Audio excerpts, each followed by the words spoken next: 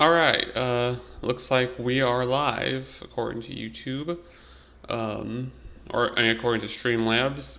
So, um, welcome to my this month the December live reading.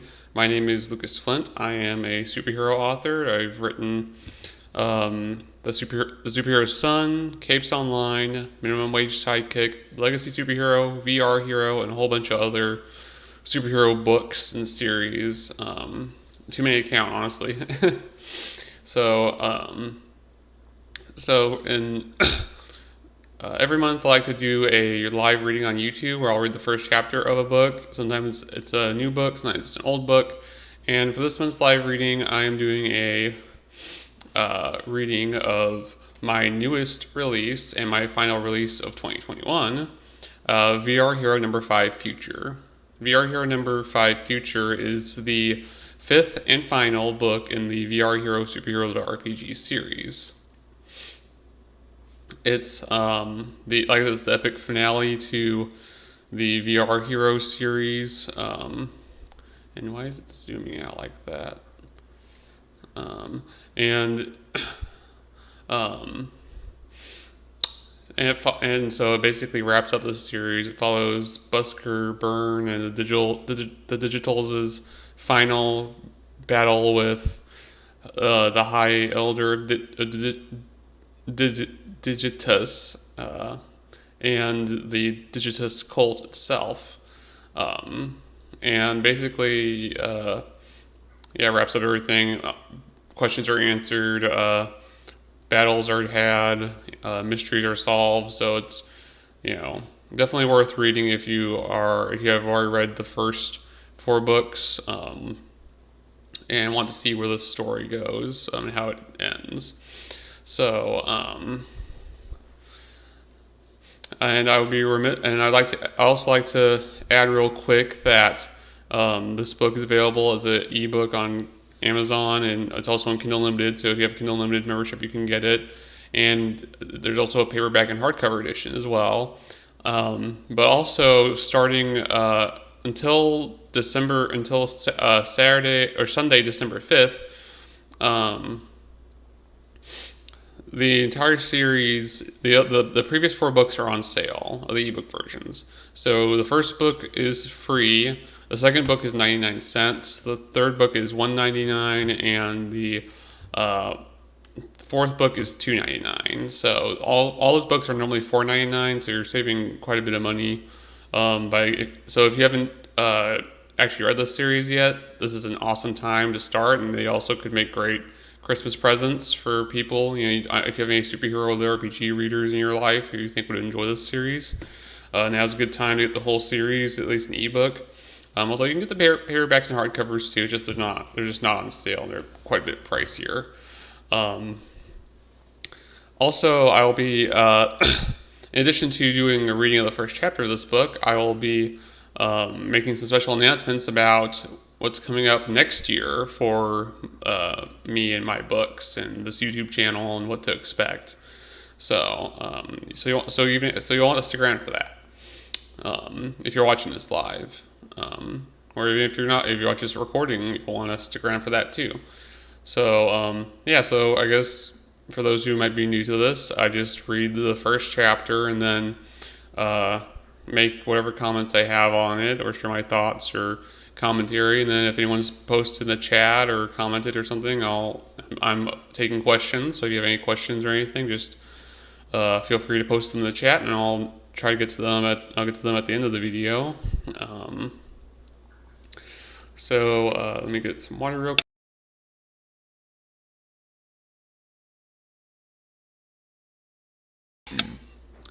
Alright, so without further ado, let's get started. So you can see here's the paperback interior of the of Future, and so it's got this neat little title page here that I really like. I think it's pretty cool. It's a black and white version of the cover basically. So we're gonna scroll down.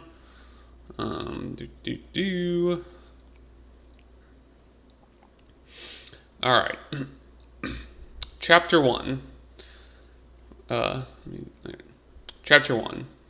Was it strictly necessary to blow the front doors off of the glitchling factory, thereby setting off every single alarm bell in the building and drawing the attention of every single Digitus cultist to work there? Probably not. The original plan had called for a bit more subtlety. The initial idea was to spend a few days doing recon the factory, scouting out its defenses, getting an idea of just how many cultists might be working there and how many glitchlings this factory produced. Then the Digitals would spend another few days in planning an assault on the factory itself, likely involving some sort of plan to cripple the factory's defenses before setting even 1 foot inside the building. That was probably how the Glitch Elimination Task Force, Capes Online's elite task force dedicated to destroying all glitches in Capes Online, would have done it. It might have even been the wise way to do it. It definitely would have been the subtle, sensible way to do it. But Busker Byrne, the leader of the Digitals and one of Capes Online's premier musicians, did describe his brand as sensible or subtle. His musical brand was rocking out loud, strutting notes on his guitar and wearing a bright red mohawk that doubled as a signal and symbol of defiance against established norms and authority all by itself. His music manager, a middle-aged woman named April Guess, always used terms like loud and explosive when describing his musical style and brand to other people. So why not live up to it? Admittedly, I'm fairly sure Digitus cultists are the exact opposite kind of people who would like my music, Busker thought, stepping through the smoke-filled doorway, his crimson sunglasses protecting his eyes from the smoke, though for different reasons. Busker glanced around at his surroundings as he entered the building. This particular glitching factory, located about halfway between the towns of Fartown and Blades in the middle of mostly empty countryside, looked very similar to the one in Adventure City. Dozens of conveyor belts crisscrossed the ceiling overhead, while glass tubes pumped chemicals and liquids in every color of the rainbow into huge machines that looked like something straight out of a dystopian science fiction novel. The air in here was much colder than the hot desert air outside, almost too cold even for Busker.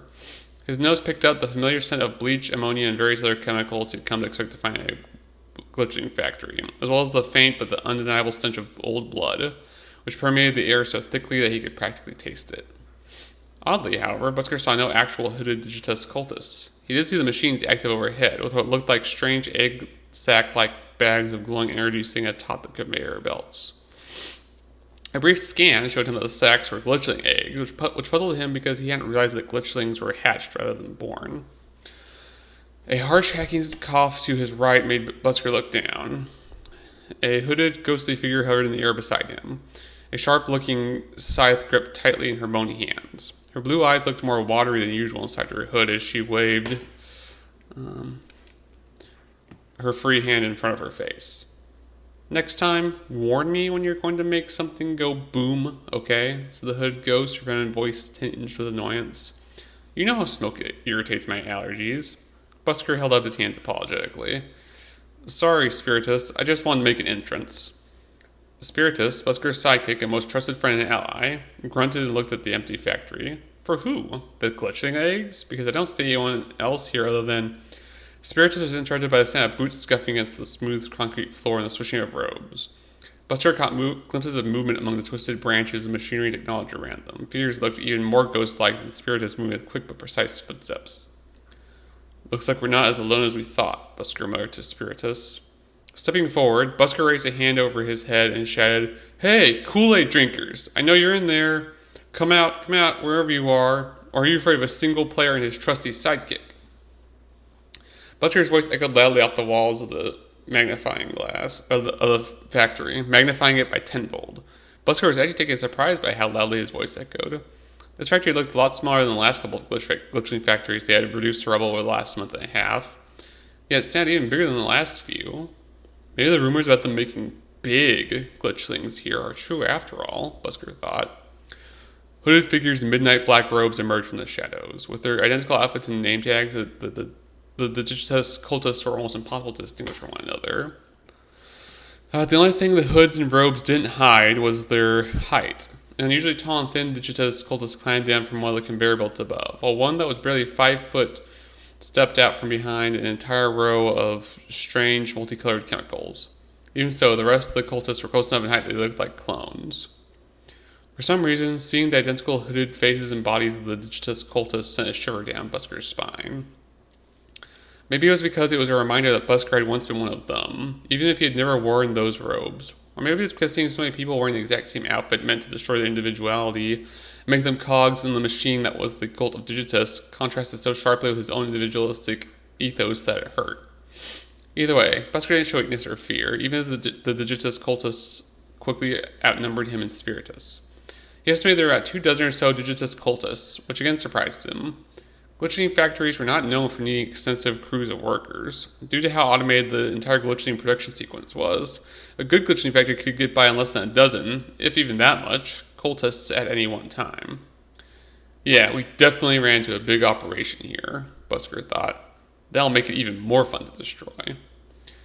Spiritus must have been thinking the same thing, because she floated a little closer to Busker and whispered, in a voice as low as a soft winter breeze. 24. That's twice as many as we were expecting.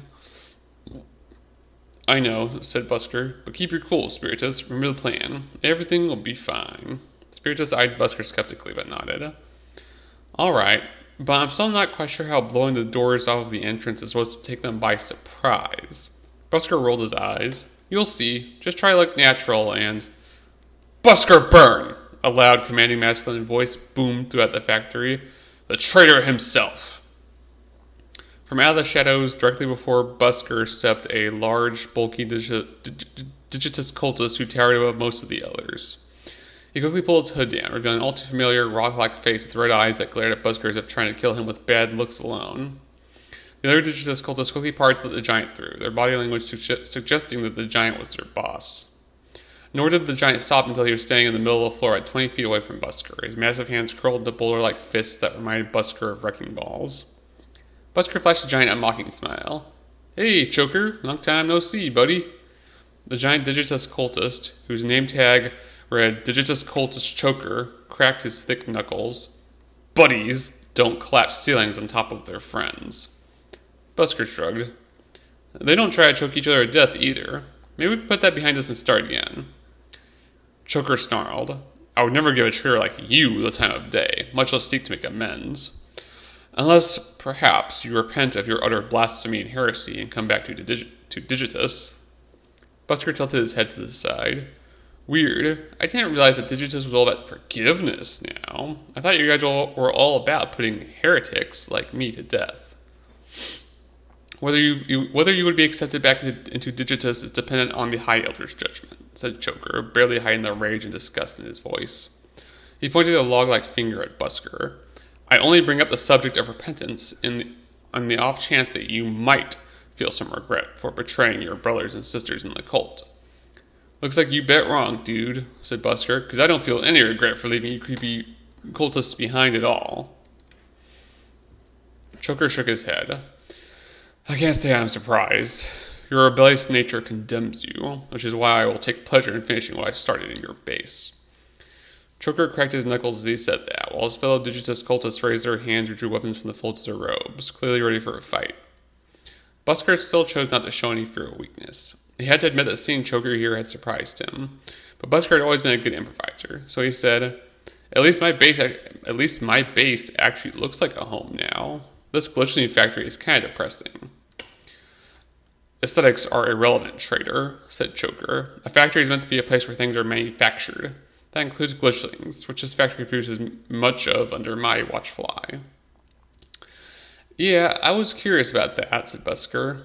He folded his hands behind his head. Did the High Elder put you in charge of this factory or something? He did, said Choker with a nod.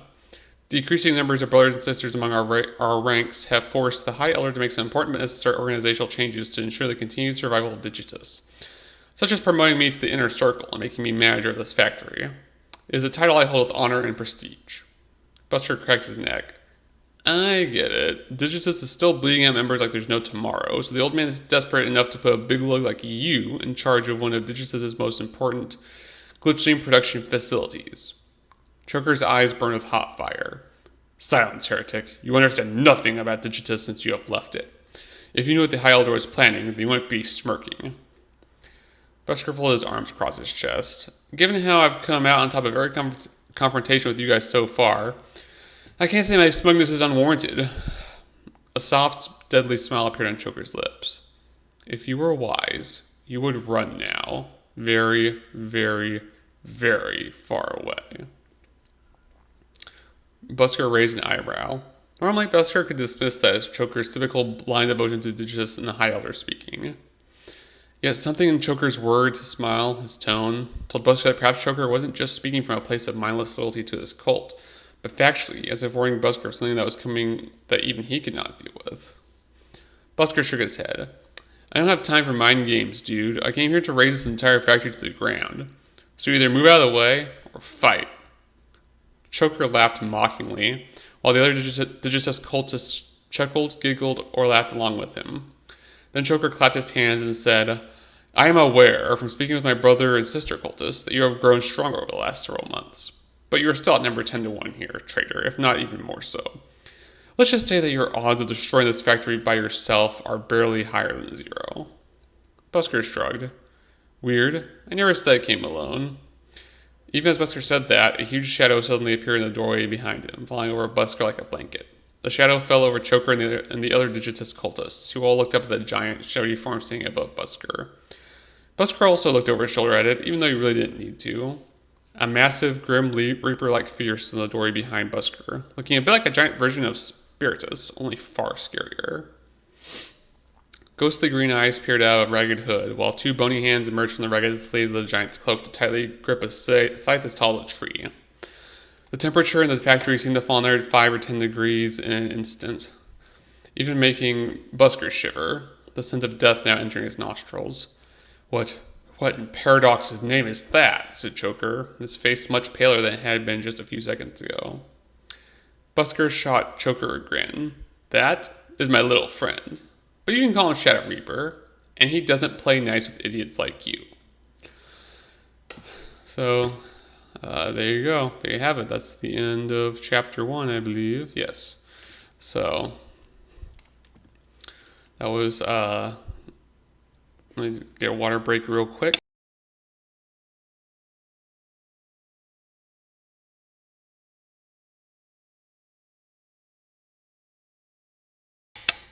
Okay, sorry about that. Talking a lot just dries out my throat. So, so yeah, there you go.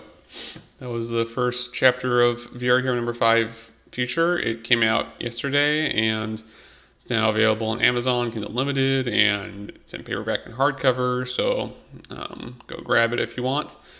And yeah, I don't think there are any. Looking at chat as usual, there aren't really any comments or questions or anything. So. But that's okay. People can still comment afterward if they want, and if you're watching a recording, you have a question or you want to make a comment, feel free to comment on this video if you want. I'll probably notice it. Probably get a notification or something like that, and so I'll probably answer your question, whatever it may be. So anyway, yeah, like I said, the book is out and the series is on sale, so there should be a link to the book in the description below, so you can go and pick it up on Amazon. So, and hopefully you will enjoy it, and I'd appreciate if you could leave an honest review for it as well once you're done reading it. Just whether you liked it or disliked it, or however you felt about it. Just reviews are always helpful. Honest reviews are always helpful for indie authors like me. So yeah, that's it for this book. So. Yeah, that was the final live reading of the year. Now it's time to move on to the next part of this stream where I'll discuss the future for 2022. Much of this information I'm going to share is already in the back matter of Future, so you can probably read it there, but I'm also just going to, but I feel like it's good to talk about it here too, just in case people miss it or didn't read the back matter. So I feel like it would be best to, yeah, there we go.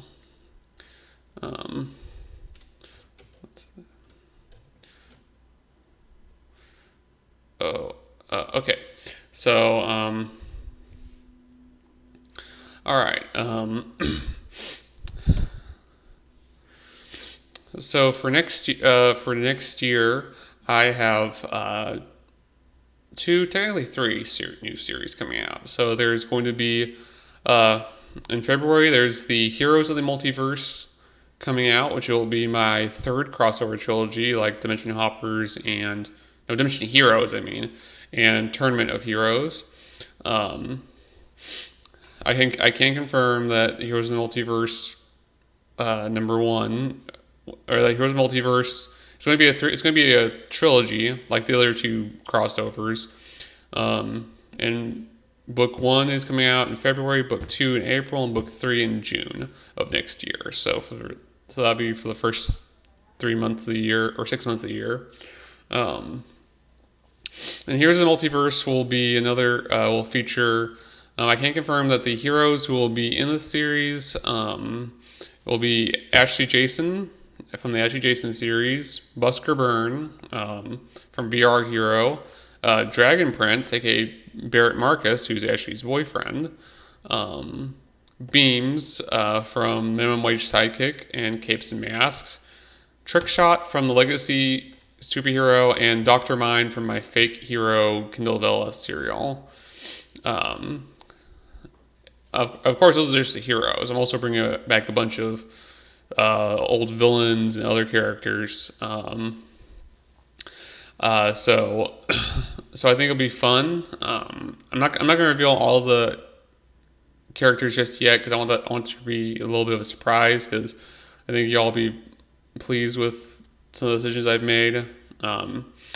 So Heroes of the Multiverse #1 Across the World will launch on April 1st of February 1st of next year. Yeah. So that'll be the first book, and you can actually pre-order it on Amazon now. It should be on my author page, or you can just search Heroes of the Multiverse. It should come up. It's at 99 cents, so if you want to pre-order it now to make sure that you'll get your copy when it launches in February, it's a good time to do it. It doesn't have a cover yet. I'm still waiting on the cover from the cover designer, but that should hopefully be before the end of the year, and then I'll be able to get that up, and then it'll look all nice and cool. The cover will be really cool, I think. I'm impressed with what my cover designer has shown me of the initial draft so far. So, but like I said, they'll definitely have the final cover by the time the book is out. I'll just put it that way. So pre-order away. The trilogy will be about. So the basic plot of the trilogy is that there's this this villain named Prince Karos Malak, who's he's a dimension hopping villain who is trying to assemble the pieces of this weapon called the Trinity Blade, a weapon that's supposedly powerful enough to give the user power over the multiverse itself.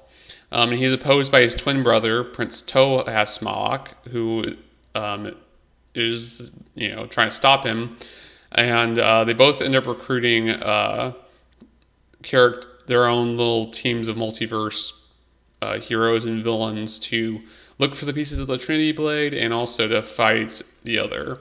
So Prince Malak ends up recruiting Prince Tohas ends up recruiting the heroes of the multiverse, Ashley, Busker, and all the others, while Prince Karos puts together his Fallen Court, which is going to be primarily made up of a bunch of past villains and antagonists from across my series. So that's the basic plot of the trilogy. So it'll be, I think it'll be fun. I think it'll be great. I always have fun writing crossovers, and I've been having a lot of fun writing Heroes of the Multiverse, and I hope you all will enjoy it as well.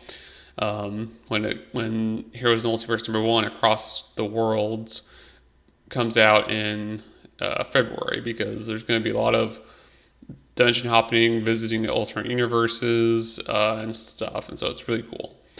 And then launching in August,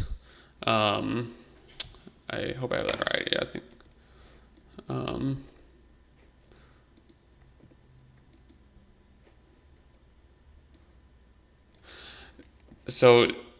Okay, I messed up, and I was just looking at the back matter for Future, and it says this new series is coming out in April. It's actually coming out in August. So on August 1st, 2022, a brand new series called Make Your Own Supervillain will be launching. The first book in that series. So Make Your Own Supervillain is a brand new series. Like I said, it's set in the Minimum Wage Sidekick universe and takes place in Oklahoma City. So it stars a 15-year-old aspiring comic book artist, Toby Miller.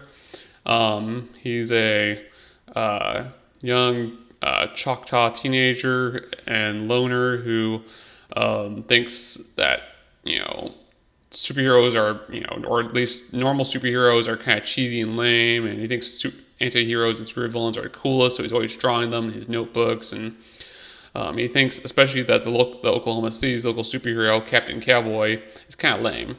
But then one night, a mysterious meteor crashes in the near his home, and he goes to investigate it, and the energies from the meteor take his notebook and turn 7 of his supervillain creations into real supervillains who proceed to cripple Captain Cowboy and decide to rampage throughout Oklahoma City and cause trouble and stuff, forcing.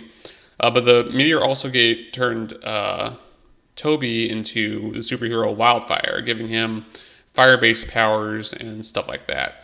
And so now Wildfire needs to learn how to become a real superhero under the mentorship of Captain Cowboy if he's going to save Oklahoma City and his family, assuming that he and Captain Cowboy don't kill each other first, because they have very different personalities.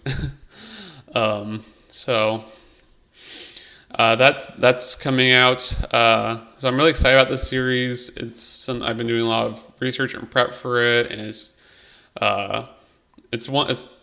really my first series set in an actual real world location, because most of my series are set in my own fictional towns. Like, they may be set on Earth, like in real life, but like most of the time I just make up towns and places like that. But Oklahoma City obviously is a real place.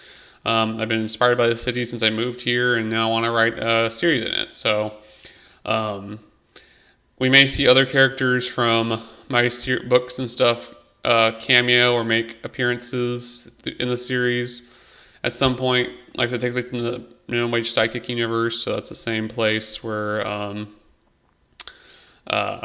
it's got, so Beams, Dr. Mind, and all those people are all there, so that they may, you never know who will show up, but it'll mostly be like a bunch of new characters and new situations and all that. And I'm not going to talk too much about it just yet, but I just want to give you all that preview of it, because like I said, I think it's going to be pretty awesome.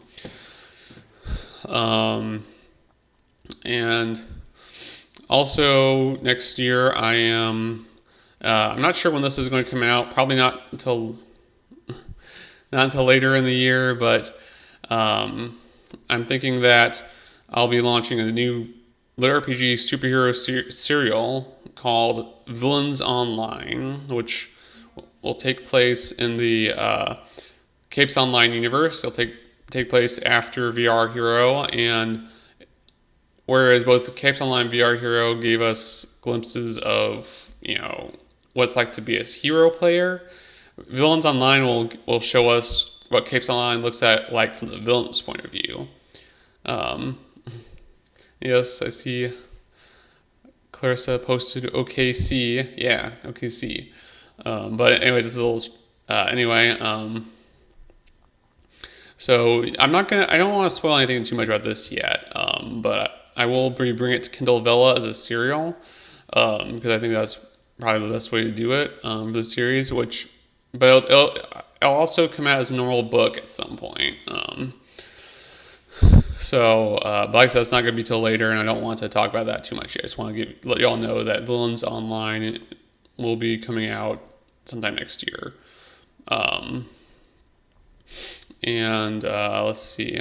Oh, and also, the 3rd season of Fake Hero will also be coming to Kindle Vella next year. So, for those of you who are reading who have been reading that serial, if you haven't, you can go and check out Kindle Vella. It's Amazon's new serialization platform that you can read books in bite-sized chunks, chapter by chapter. So it's a pretty neat platform. I'd recommend checking it out if you haven't already. Like I said, I got a couple of serials on there. It's probably especially good to read it since Dr. Mind will be appearing in Heroes of the Multiverse. He's a protagonist of the serials. Not that you need to read them, because I tried to write Heroes of the Multiverse in a way that Dr. Mind as a character would make sense even if you hadn't, but it would help, I think. So those are my big projects for next year. It's quite a bit, but I'm a very productive writer, and I'm usually pretty good about. So this is nothing new for me. In terms of these live readings, I won't be doing a live reading in January or an Ask Me Anything video because I am getting married this month in 16 days, actually. And then I'm going to go on a 2-week honeymoon afterward, almost immediately afterward. So I'll be out of town and probably away from my computer, or at least, even if I do have my computer, I probably won't actually be doing any work. Because I'll be busy with other things, obviously. So I just decided that, there's no reason to make myself worry about that and try to do it. So I'm just not going to do it at all. I hope that doesn't disappoint anyone, but that's why I want to make this one a little longer than usual, so you at least feel like you're getting something more out of it. Excuse me. So, but then we'll be back at it with live streams and AMA videos most likely in February. They might be a little different. We'll see, because I may rethink how I'm doing these. I might need to get a better web camera, and the background will definitely be different because I'm going to be moving into my fiance's apartment with her after we get married. So this will be the last video I do here in my apartment currently, and may do other things to spruce it up, but we'll see. I feel like there's something else I was going to add about the videos. Well, I guess that's all the pertinent information that y'all need to know. Oh, that's right. For February, obviously, since the first Heroes of the Multiverse book's coming out, I will be doing that. The live reading for February will be the first chapter of Heroes of the Multiverse #1, Across the Worlds, which is currently on which you can now pre-order for 99 cents on Amazon. So, so make sure. So if you want to, so I'll be putting that, reminder up for that. If not this month, then maybe in January. I really want to wait till I get the actual cover for my cover designer before I post that. So just but yeah, hopefully I'll be able to put that up so people can set reminders and know when that's happening. I may end up changing the time how I schedule these live readings too. Maybe do them earlier in the day, my time, rather than at night. But we'll see. I'll if you want to keep up to date on all my stuff, you can either subscribe to my newsletter on my website, www.lucasflint.com, or there's a link to my Discord below, so you can go there. I also, and I'll post updates and stuff there. Or you can just contact me through email or message me on my social media, or I'm also on Twitter, Facebook, Instagram, places like that. So if you want to keep up with all the latest news about my books and these videos, just go to any of those places. I'm sure you'll find out stuff. So yeah, I guess that's it for this video. Thank you again for listening to the live reading, and I hope you find the news about my plans for next year exciting. And I will, and also please remember to, if you want to read more of Future, you can go to Amazon. Like I said, there should be a link in the description below that you can click, and so you can read it and buy it and hopefully enjoy it. And also make sure to like this video and subscribe and hit the bell for notifications so you know when all my new videos are out. And yeah, I guess I'll be seeing you all next year. So